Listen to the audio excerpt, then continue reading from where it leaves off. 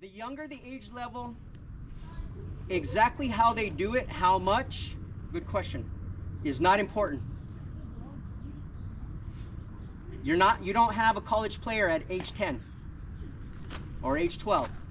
The most important part is planting the seed, giving them the right information over and over and over and over. Are they executing exactly the way they should?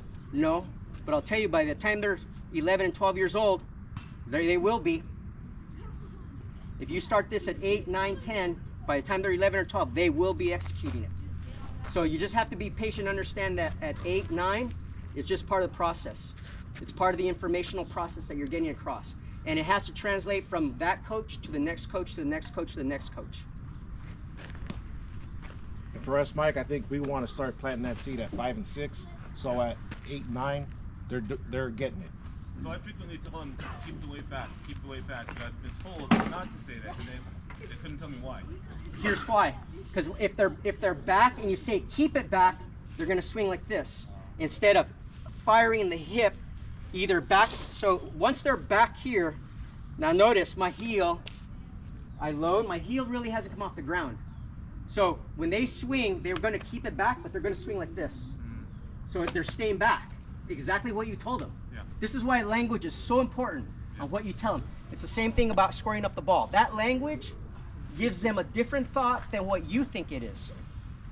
Now, what you should tell them is keep it back until you're ready to hit. Right? So you're going to load back, and then when you're ready to hit, we're going to fire that thing. Boom. So load it, put it back there, load it, and then unload it. Okay? So let me kind of digress a little bit on language. In game situation, okay, so you're going to have all these drills, all these ideas, all this development that you're going to be doing in practice, setting this up. However, game time, a couple of things, right? As coaches, first and foremost is we're talking about all these concepts, rotational mechanics, loads, everything. And it's a lot of information for these young kids. However, you can't do that in a game. Too much information is too much overload, and they're trying to satisfy too many things and at bat. So what I tell my players, even at the high school level, college level, I tell them this is a lot of information and keep working, but when you go play, compete. Forget about this stuff. Now, they're not going to forget about it because you're ingraining it in them. But what you're doing is you're allowing them to be free by saying forget about it, go compete, go be you, go do your thing. Eventually, what did you tell me one time? It all magically comes together? That is the hope. Yeah, it all magically comes together at some point, right?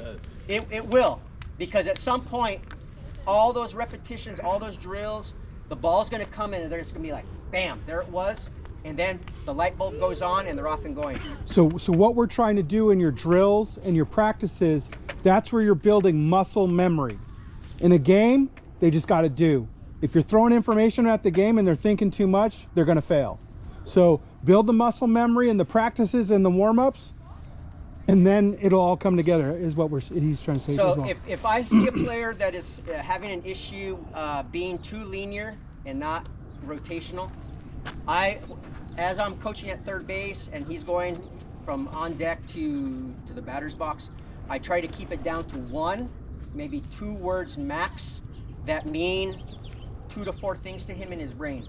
So we'll talk about it every practice. Hey, I need for you to be rotational. Hey, I need for you to squish the bug, right? So don't try to give them everything. Hey, watch the curveball, watch the inside pitch, 15 different things, because guess what? All you're doing is you're locking up their brain. 1 to 2 things for that particular player. Each player might have something different, so you should have a list ready to go. Like, okay, this is this kid's problem. He's coming off the back leg, okay? Or not rotational, whatever it might be, and you just say that one thing, and that'll be enough for them to remember, either kind of right there consciously or just right under that layer, where they're gonna remember, oh, this is what Coach talked about in the cage. And then you didn't say too much, you didn't put too much pressure on them, and they're off and going. And so like I'll always try to use a little bit more of a sandwich approach where it's a positive, the critique or what they need, and then, hey, go be you, go hit the ball.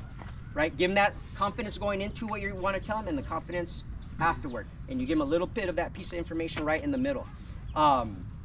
So that's typically what I do in a game, is because I learned over the years you cannot give them 3 or 4 pieces of information. They got to compete against a really good pitcher, right? Okay, any questions up to this point?